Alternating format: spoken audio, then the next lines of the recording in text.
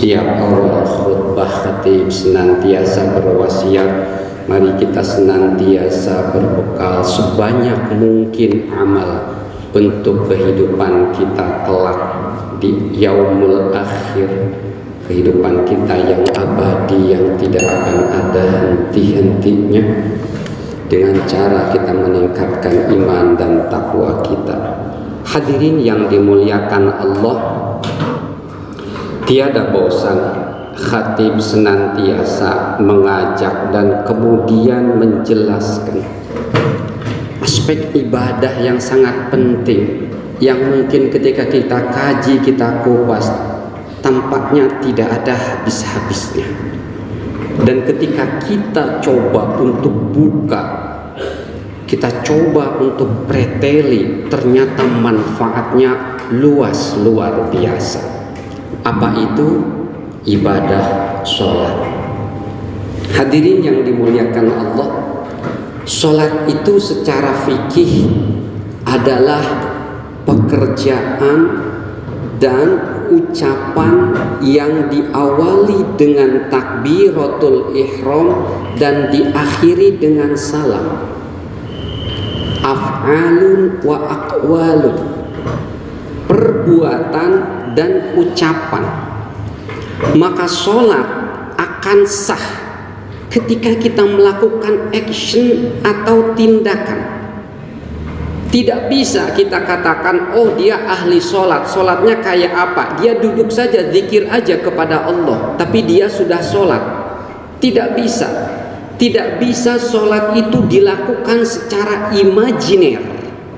Sholat itu harus dilakukan dengan bentuk gerak fisik yang konkret dan terlihat. Ini yang kemudian bagian wilayah fiqih, ilmu fiqih, yang kemudian para ulama menjabarkannya di dalam beberapa kategori-kategori. Af'alun wa aqwalun tersebut, perbuatan atau tindakan dan ucapan tersebut, para ulama kategorikan di antaranya ada yang sifatnya rukun. Seperti kita membaca suratul Fatihah, bismillahirrahmanirrahim, itu rukun sholat. Tidak kita baca, tidak sah sholatnya.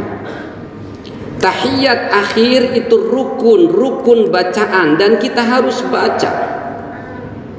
Kemudian juga ada rukun yang sifatnya gerakan, seperti kita ruku', kita i'tidal, kita tumakninah, itu adalah rukun gerakan, wajib kita laksanakan. Ditinggalkan, kita lewat langsung dari berdiri langsung i'tidal tanpa ruku', tidak sah sholatnya karena ada rukun af'al yang ditinggalkan.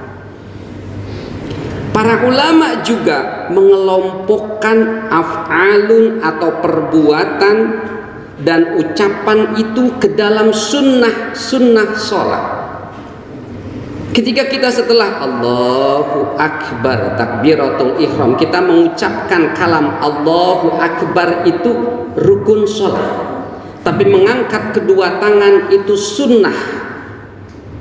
Ketika kita mengucapkan Allahu Akbar kabira walhamdulillahi katsira, itu kategori sunnah di dalam sholat yang berupa sunnah ucapan. Ketika kita mengucapkan a'udzubillahi minasyaitonirrajim, ta'awudz sebelum kita baca Fatihah, itu rukun, itu namanya sunnah ucapan. Jadi fikih itu mengatur tindakan dan ucapan kita, dan itu wajib ada ketika kita melakukan ibadah. Sekali lagi kita tidak bisa mengklaim bahwa kita dekat dengan Allah dan saya sholat saya cukup dengan merenung. Yang saya bayangkan, saya mengangkat kedua tangan, kemudian saya membaca surat Al-Fatihah, ruku' tidak, hanya membayangkan tapi tidak melakukan, maka tidak masuk kategori orang itu melaksanakan ibadah sholat. Jadi sholat itu adalah af'alun wa aqwalun. Sholat akan terasa nikmat ketika af'alun wa aqwalun yang kita lakukan itu diberikan sentuhan-sentuhan emosi, diberikan sentuhan-sentuhan antusiasme, semangat yang akan menciptakan sebuah rasa greget, rasa cinta, rasa bahagia ketika kita melaksanakan sholat tersebut. Saya sering menyampaikan teori yang saya sering ulang-ulang ketika kita hendak sukses melakukan pekerjaan apapun. Mau pekerjaan apapun, pegang teori ini, insya Allah Bapak hadirin semuanya sukses melakukan pekerjaan tersebut. Namanya job engagement, keterlekatan di dalam pekerjaan. Unsurnya, dimensinya 3, keterlekatan pikiran, keterlekatan hati, dan keterlekatan tindakan. Tiga-tiganya nyatu ketika kita nyetir. Pikiran kita ada dengan setir, pikiran kita ada dengan mobil kita, mata kita menatap jalan yang kita lewati, kita terlekat secara pikiran. Kita mendengarkan ketika ada klakson bunyi di belakang yang mengklaksoni mobil kita, maka kita namanya terlekat secara pikiran. Secara tindakan kita melakukan perbuatan sesuai SOP, nyetir sesuai SOP, itu terlekat secara tindakan. Secara hati, secara emosi kita hadir bersama dengan nyetir. Kita happy ketika kita mendrive atau menggunakan kendaraan tersebut. 3 unsur tadi akan sukses, akan menjadikan kita sukses ketika kita melakukan sebuah pekerjaan. Saya dalam kesempatan khutbah yang singkat ini mengambil satu saja, yakni keterlekatan di dalam bertindak. Yang keterlekatan bertindak tadi sudah dijelaskan oleh para ulama. Ketika kita melakukan sholat, maka kita harus yang pertama melaksanakan rukun-rukun sholat. Setelah sebelumnya tentu saja kita memenuhi syarat sahnya sholat. Berwudu itu syarat sahnya sholat. Syarat sah itu sesuatu yang harus kita jalankan sebelum kita melakukan perbuatan, itu namanya syarat. Suci dari najis di pakaian, tempat, dan badan, itu adalah syarat sahnya sholat yang harus dipenuhi sebelum sholat itu dilaksanakan. Masuk waktu sholat untuk sholat fardu, maka itu adalah syarat sahnya sholat. Setelah kita penuhi syarat sahnya sholat, maka kemudian kita akan memulai sholat. Ingat, sholat itu af'alun wa aqwalun, yang diawali dengan takbiratul ihram dan diakhiri dengan salam. Sehingga kemudian kita bersiap, bismillahirrahmanirrahim.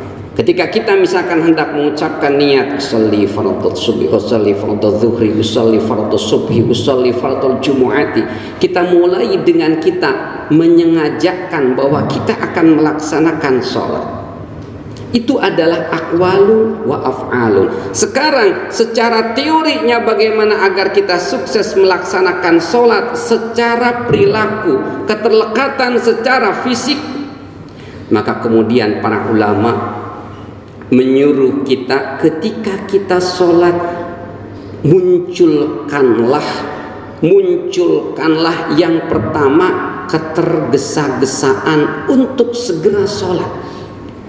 Ketika datang waktu sholat dan kemudian tidak ada uzur yang menghalangi kita, bersegeralah untuk sholat. Itu bukti menunjukkan kepada Allah bahwa Allah itu maha penting untuk kita, kecuali kita menghadapi pekerjaan yang tidak bisa kita tinggalkan dan kita bisa menunda sholat namun tidak sampai keluar waktu sholat. Jadi wasari'u ila maghfiratin mir rabbikum, bersegera ketika kita menuju kepada ampunan Allah. Maka itu adalah salah satu cara kita agar kita terlekat secara fisik dalam sholat. Yang kedua, agar berkualitas af'alun wa aqwalun kita, maka kita harus lakukan dengan penuh antusias dan berenergi. Ketika kita hendak menghadap Allah, kemudian kita berdiri dengan tegak. Berdiri tidak perlu bungkuk, tetapi bisa tegak dan kemudian kepala menunduk. Ungkapkan ungkapan-ungkapan di dalam aqwalun, ucapan dengan penuh energi. Allahu Akbar, Allahu Akbar kabira, walhamdulillahi katsira. Ketika kita mampu melakukan itu dengan penuh antusias, dengan penuh semangat, dengan penuh ghirah, dengan sebelumnya kita mencoba untuk mempercepat tindakan kita untuk sholat, kita akan merasakan sholat yang kita lakukan itu akan berdampak pada keseharian kita. Terlebih ketika kita sholat, kita bisa mengontrol semua bacaan kita, mengontrol semua gerakan kita, dan itu adalah bagian dari terlekat kita secara pikiran. Para bapak hadirin bisa mencoba praktek sholat secara terlekat. Silahkan praktekkan beberapa kali, maka rasakan insya Allah tidak akan lama para bapak hadirin akan merasakan betapa nikmatnya keseharian kita. Apa yang akan kita rasakan? Insya Allah kita akan meningkat kecerdasan intelektual kita. Kenapa? Karena kita terbiasa melakukan sesuatu dengan penuh kontrol, dengan penuh antusias, dengan penuh semangat dan sistematis sampai tuntas. Mudah-mudahan apa yang saya sampaikan tentang bagaimana kita melaksanakan sholat dengan terlekat bisa menjadi bekal, dan coba kita praktekkan dalam beberapa hari ke depan. Kita melaksanakan sholat dengan terlekat secara fisik dan terlekat secara pikiran. Insya Allah kita akan mendapati manfaat yang sebanyak-banyaknya dari sholat yang kita kerjakan. Barakallahu li wa lakum fil Qur'anil Karim, wa nafa'ani wa iyyakum bima fihi minal ayati wa dzikril hakim, wa taqabbalallahu minni wa minkum tilawatahu innahu was-sami'ul alim, wa qur rabbighfir warham wa anta khairur